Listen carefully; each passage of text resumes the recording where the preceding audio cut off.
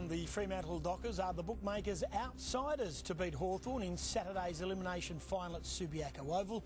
And as the countdown begins to Freo's final appearance, Katie Price has the latest on the Dockers campaign. Well, Goss, finals footy is here and the Dockers taking part in September for the first time in 4 years. If you're anywhere near the city, you don't have to look far to get a sense of the occasion. On the Woodside building, a 23-metre wide sign saying "Go Freo." They are a major sponsor of the Dockers. That sign took 2.5 days to put up, so it's very hard to miss if you're anywhere near the CBD.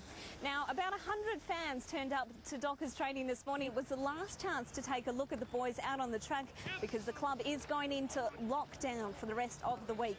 I can tell you that Aaron Sandlands and Chris Mayne only did the warm-up this morning and then jogged laps.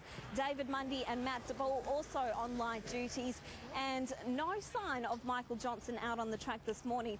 In selection news, of course, Hayden Ballantyne out with a foot fracture.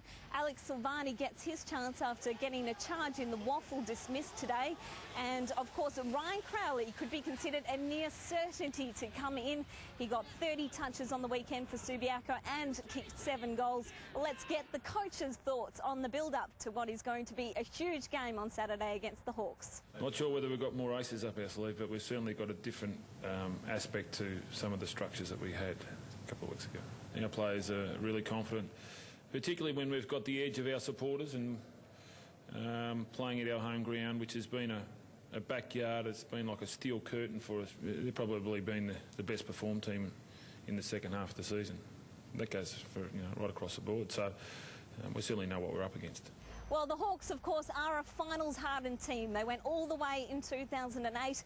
By comparison, the Dockers lack experience in finals. 14 of the 22 that played last weekend have never played finals footy. Well, we probably discussed that a little bit today. It's early in the week. We've got an 8-day break, so there's enough time left in the week to make sure that all those boxes are ticked with regard to making sure that the guys are on and ready for whatever Hawthorn dish up.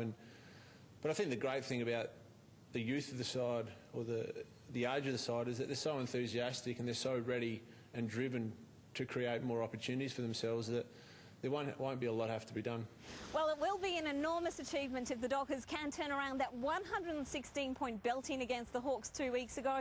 They didn't have their A side in, but just a huge effort from the Dockers to be playing finals footy at all, considering they finished 14th last season. Goss will have all the build-up to this week's final on 10 News during the week. Good on you, Katie. Looking forward to that, yes. And Fremantle midfielder Anthony Morabito is the round 22 rising star after an impressive display on Friday night against Carlton. But with the finals on the horizon, the individual honour takes a backseat.